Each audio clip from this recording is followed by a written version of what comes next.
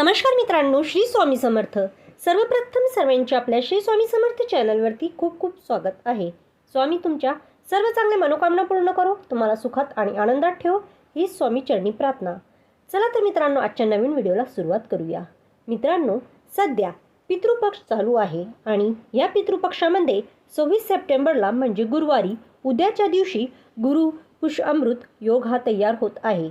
गुरु पुष्य अमृत योग हा लक्ष्मी प्राप्तीसाठी आणि धन प्राप्तीसाठी अतिशय महत्त्वाचा मानला जातो। जेव्हा पुष्य नक्षत्र हे गुरुवार येत तेव्हा त्याला गुरुपुष्य अमृत योग असं म्हणतात। हा योग अतिशय दुर्मिळ आहे। वर्षातून फक्त एकदा किंवा दोनदाच हा योग जो आहे तो तयार होत असतो आणि या पितृपक्षामध्ये गुरुवारी हा योग आहे तर तो तयार झालेला आहे। पुष्य नक्षत्राला सर्व नक्षत्राचा राजा म्हटलं जाते। सर्व देवदेवतां या नक्षत्राची पूजा करतात। या नक्षत्रामध्ये केलेले कोणतेही कार्य हे नेहमी शुभ ठरते, म्हणून या पुष्य नक्षत्रावरती अनेक जण सोनं खरेदी करतात, चांदी खरेदी करतात। तसेच एखाद्या व्यक्तीला नवीन घर घ्यायचं असेल, नवीन गाडी घ्यायची असेल किंवा कुठलेही महत्त्वाचं काम करायचं असेल, त्या पुष्य नक्षत्रावरती केले तर त्या कामात यश मिळत असते। जसं सोनं चांदी खरेदी केली तर ते आपल्यावरती मोड्याची वेळ नाही येते आणि म्हणूनच या दिवशी काही खास उपाय केल्याने देवी लक्ष्मीची कृपाही प्राप्त होते आणि जीवनात सुख समृद्धीही निर्माण होते। आणि म्हणूनच आजच्या व्हिडिओमध्ये मी तुम्हाला एक अतिशय प्रभावी असा उपाय सांगणार आहे। आपल्याला या गुरुवारच्या दिवशी म्हणजे उद्याच्या दिवशी 12 फुलवातीचा हा सर्वात प्रभावी उपाय करायचा आहे। हा उपाय केल्याने कितीही कठीणातील कठीण इच्छाही 100% पूर्ण होईल। जे आपल्या नशिबात नाही ते सुद्धा आपल्याला प्राप्त होईल। गरिबी हे संपूर्णपणे नष्ट होईल। अखंड लक्ष्मीची कृपाही आपल्यावरती राहील। अडलेली ही सर्व कामही पूर्ण होतील। असा हा 12 फुलवातीचा अतिशय प्रभावी उपाय मी आजच्या व्हिडिओमध्ये मी तुमच्यासोबत शेअर करणार आहोत। पण त्याआधी व्हिडिओमध्ये पुढे जाण्याआधी जर तुम्हालाही माता लक्ष्मीचा आशीर्वाद हवा असेल तर व्हिडिओ स्किप न करता शेवटपर्यंत पाहत राहा।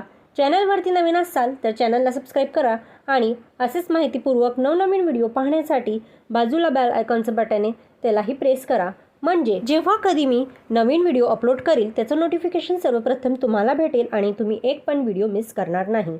तर मित्रांनो, आजच्या व्हिडिओमध्ये मी तुम्हाला जो 12 फुलवातीचा उपाय सांगणार आहे तर त्याला तुम्ही सेवा देखील बनवू शकतात। हा उपाय आपल्याला गुरुपुष्य अमृतच्या शुभ मुहूर्तावरती करायची आहेत आणि हा गुरुपुष्य अमृत योग जो आहे तर तो रात्री 11:32 लागणार आहेत आणि दुसऱ्या दिवशी म्हणजे शुक्रवारी सकाळी 6:31 असणार आहे।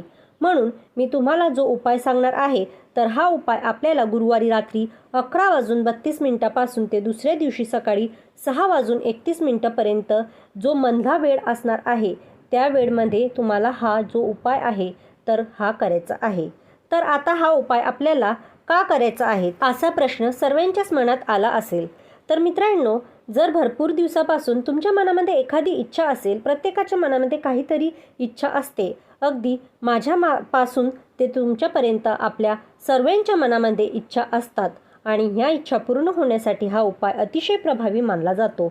जो पण व्यक्ती गुरुपुष्य अमृत योगावर ती हा उपाय करतो त्या व्यक्तीचे सर्व इच्छा या 100% पूर्ण होतात। जर तुमच्या मनामध्ये भरपूर दिवसापासून एखादा घर खरेदी करायचं असेल तर ते घर तुम्हाला घ्यायचं असेल, त्यामध्ये काही अडथळे येत असेल तर ते अडथळे दूर होण्यासाठी आणि घर खरेदी करण्यासाठी सुद्धा हा उपाय तुम्ही करू शकता। त्या व्यतिरिक्त जर तुम्हाला एखादी गाडी खरेदी करायची असेल, जमीन खरेदी करायची असेल तर त्यासाठी सुद्धा तुम्ही हा उपाय जो आहे तो करू शकतात। किंवा आपल्या मुलांची प्रगती होण्याबद्दल असेल, पतीला मनासारखी नोकरी मिळावी यासाठी असेल, किंवा कुटुंबामध्ये पैसा टिकत नसेल तर पैशांच्या अडचणी येत असेल, आलेला पैसा घरामध्ये टिकत नसेल, घरावरती खूप कर्ज असेल, वाढलेला कर्ज असेल, किंवा मुलांचा विवाह जुळत नाही, विवाह जुळण्यामध्ये काही अडचणी येत असेल, किंवा मुलांच्या मनासारखी नोकरी प्राप्ती नसेल तर यासारख्या सर्व समस्या दूर करण्यासाठी हा उपाय तुम्हाला करायचा आहे। अर्थात तुमच्या मनातील कितीही कठीणातील कठीण इच्छा आहे तर ती पूर्ण होण्यासाठी आणि जे तुमच्या नशिबात नाही ते प्राप्त होण्यासाठी हा उपाय अतिशय प्रभावी आहे। ज्यामुळे तुम्ही हा उपाय एक उपाय आहे तर तो तुम्हाला गुरुवारच्या दिवशी म्हणजे उद्याच्या दिवशी तुम्हाला करायचा आहे। तर तुम्हाला गुरुवारच्या दिवशी काय करायचं आहे?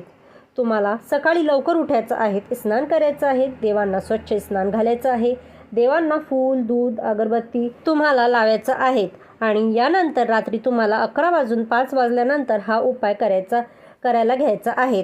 हा उपाय करण्याच्या अगोदर देवघरात दिवा लावून घ्यायचा आहे, अगरबत्ती लावायची आहेत, स्वच्छ हातपाय तुम्हाला धुवून घ्यायचे आहेत. तुम्हाला जर स्नान करणं शक्य झालं तर तुम्ही स्नान केलं तरीही चालेल. ही सेवा जी आहे तर ती आपल्याला देवघराच्या समोरच करायचं आहे. म्हणून देवघरामध्ये तुम्हाला दिवा लावून घ्यायचा आहे आणि आसनावरती बसायचं आहे आणि यानंतर तुम्हाला एक निरंजन घ्यायचं आहे. हे निरंजन जर तुमच्याकडे चांदीचं असेल तर ते तुम्ही घेऊ शकता, नसेल तुमच्याकडे चांदीचं तर तुम्ही पितळीचं, स्टीलचं किंवा इतर कुठल्याही धातूचं निरंजन घेऊ शकता. यानंतर हे निरंजनामध्ये आपल्याला शुद्ध गाईचं तूप घालायचं आहे आणि सोबत तुम्हाला एक फुलवात जे आहे तर ते त्या तुपामध्ये भिजून ते निरंजनामध्ये लावायची आहेत. यानंतर एक प्लेट घ्यायची आहे. प्लेटमध्ये तुम्हाला थोडेसे तांदूळ, ज्याला आपण अक्षदा असं म्हणतो, तर ते टाकायचे आहेत आणि ही एक फुलवात लावलेले निरंजन जे आहे तर ते तुम्हाला त्या तांदळावरती त्या प्लेटमध्ये ठेवायचे आहेत. यानंतर आपल्याला तो दिवा जो आहे तो प्रज्वलित करायचा आहे. त्या दिव्याला हळदी कुंकू लावायचे आहे, अक्षदा पण करायचे आहेत. त्यानंतर धूप दीप आणि त्या दिव्याला ओवाळून घ्यायचं आहेत. त्यानंतर हा जो दिवा आहे तर हा आपल्याला आपल्या देवघरासमोर माता लक्ष्मीचा फोटो असेल, टाक असेल किंवा मूर्ती असेल तर त्यासमोर आपल्याला हे निरंजन जे आहे तर ते ठेवायचे आहेत. आणि यानंतर जोपर्यंत ती फुलवात चालू आहे, तो दिवा चालू आहे, तोपर्यंत आपल्याला काही प्रभावी लक्ष्मी प्राप्तीसाठी सेवा करायची आहे, इच्छापूर्तीसाठी काही सेवा करायची आहे. यामध्ये पहिली सेवा आहे ती म्हणजे श्रीसूक्त. तर आपल्याला श्रीसूक्तचं एक वेळा पठण करायचं आहे. श्रीसूक्तम हे मराठीमध्ये सुद्धा आहे आणि संस्कृतमध्ये सुद्धा आहे. आपल्या स्वामींच्या नित्यसेवामध्ये सुद्धा दिलं आहे, तर तिथून तुम्ही पठण करू शकता. मग तुमच्या इच्छेनुसार तुम्ही मराठीमध्ये किंवा संस्कृतमध्ये हे पठण करू शकता. श्रीसूक्त म्हणून झाल्यानंतर शेवटी एकदा फलश्रुती आपल्याला आवर्जून म्हणायचं आहेत, याची निश्चित फल प्राप्त होते. यानंतर पुढची सेवा आहे ते म्हणजे व्यंकटेश स्तोत्र. तर आपल्याला एक वेळा व्यंकटेश स्तोत्राचं पठण करायचं आहे. हे सुद्धा मराठीमध्ये आणि संस्कृतमध्ये आहे. तुम्हाला जे शक्य होईल ते तुम्हाला पठण करायचं आहे. यानंतरनं आपल्याला 16 विष्णू गायत्री मंत्राचं पठण करायचं आहे, 16 लक्ष्मी गायत्री मंत्राचं पठण करायचं आहे आणि 16 कुबेर मंत्राचं पठण करायचं आहे. आणि हे सर्व मंत्र सेवा जे आहेत तर ते आपल्या स्वामींच्या नित्यसेवामध्ये दिलेले आहेत. आणि शेवटी एकदा आपल्याला एक माळी श्री स्वामींच्या मंत्राचं करायचं आहे. श्री स्वामी समर्थ, श्री स्वामी समर्थ हा प्रभावी मंत्र म्हणत आपल्याला एक माळ जप जे आहे तर ते करायची आहेत. तर अशा पद्धतीने आपल्याला ही सेवा जी आहे तर ते एका फुलवातीवरती करायची आहेत. यानंतर दुसऱ्या दिवशी आपल्याला 2 फुलवाती घ्यायची आहेत. 2 फुलवाती तुपामध्ये भिजवायच्या आहेत आणि सेम तुम्ही सकाळपासून ते रात्री 12 वाजेपर्यंत जेव्हा तुम्हाला शक्य होईल तेव्हा तुम्हाला ही सेवा देवघरासमोर करायची आहेत. सांगितल्याप्रमाणे 2 फुलवाती घ्यायच्या आहेत. 2 फुलवाती तुम्हाला ह्या पद्धतीने एकत्र करून घ्यायच्या आहेत.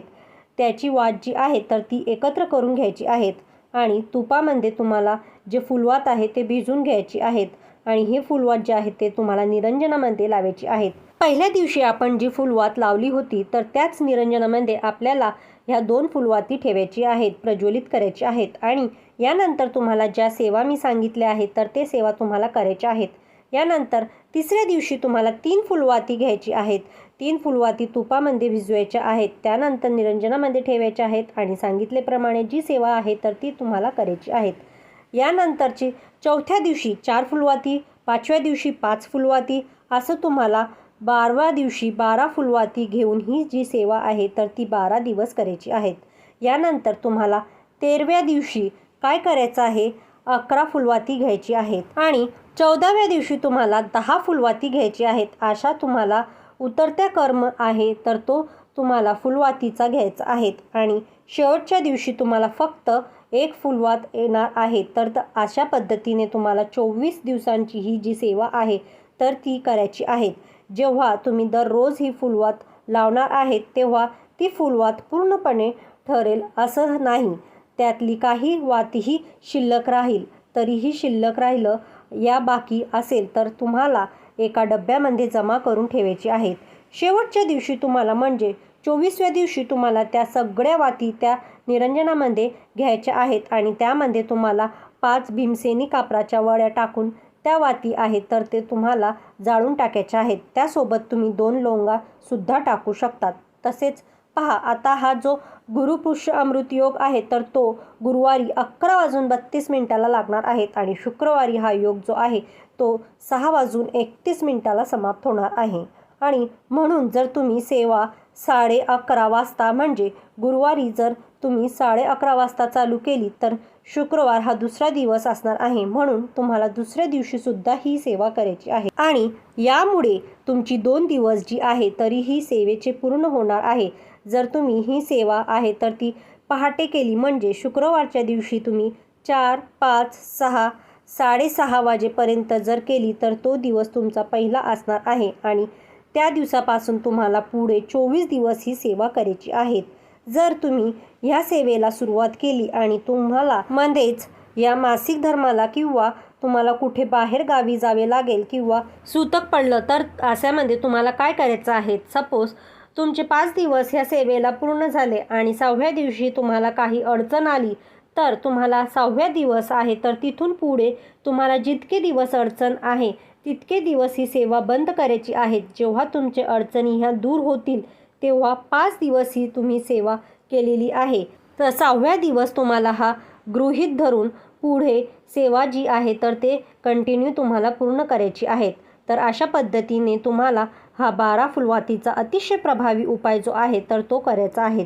तुम्ही नक्की करून पहा. हा उपाय केल्याने तुमच्या मनातील कितीही कठीणातील कठीण इच्छा 100% पूर्ण होईल. तुमच्या नशिबात नाही ते सुद्धा तुम्हाला 100% प्राप्त होईल.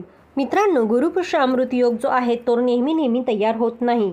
लक्ष्मी प्राप्तीसाठी आणि धन प्राप्तीसाठी हा योग जो आहे ह्या सेवा जो आहे ते अतिशय महत्त्वाचे आहेत. ही सेवा आपल्या घरात केल्याने आपल्या घरातली गरिबी ही संपूर्णपणे नष्ट होते. तसेच जेव्हा तुम्ही पहिल्या दिवशी ही सेवा करायला बसणार आहे तेव्हा तुम्हाला मनोभावे माता लक्ष्मीला आपली इच्छा सांगायची आहे. तुम्हाला संकल्पयुक्त ही सेवा करायची आहे.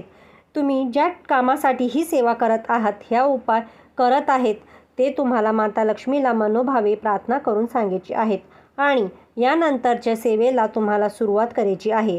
तसे तुमच्या घरी जर गाई असेल तर या दिवशी तुम्हाला गाईला गूळ खाऊ घालायचं आहे. त्या दिवशी गाईची सेवा करायला खूप महत्त्व दिलं जाते. गाईला साक्षात माता लक्ष्मीचं प्रतीक मानलं जाते. या दिवशी गाईला गूळ खाल्ल्याने गरिबी ही संपूर्णपणे आपल्या घरातून नष्ट होते. तर मित्रांनो, अशा पद्धतीने आपल्याला हे 12 फुलवातीचा अतिशय प्रभावी उपाय जो आहे तो करायचा आहे. तुम्ही हा उपाय नक्की करून बघा. हा उपाय केल्याने तुमच्या मनातील कितीही कठीणातील कठीण इच्छा असू द्या ते पूर्ण होईल, 100% पूर्ण होईल आणि तुमचे नशिबात नाही आहे ते सुद्धा तुम्हाला 100% प्राप्त होईल. तर मित्रांनो, ही माहिती कशी वाटली? जर ही माहिती तुम्हाला आवडली असेल तर आमच्या व्हिडिओला एक लाईक नक्की करा आणि चॅनलवरती नवीन असाल तर चॅनलला सबस्क्राईब करा. बाजूला बेल आयकॉनचं बटन आहे त्यालाही प्रेस करा म्हणजे जेव्हा कधी मी नवीन व्हिडिओ अपलोड करील त्याचं नोटिफिकेशन सर्वप्रथम तुम्हाला भेटेल आणि तुम्ही एक पण व्हिडिओ मिस करणार नाही. तर मित्रांनो, व्हिडिओ शेवटपर्यंत ऐकल्याबद्दल खूप खूप धन्यवाद. श्री स्वामी समर्थ. जय जय स्वामी समर्थ. ओम नमः शिवाय. हर हर महादेव. ओम गण गण गणपते नमः. ओम गण गण गणपते नमः.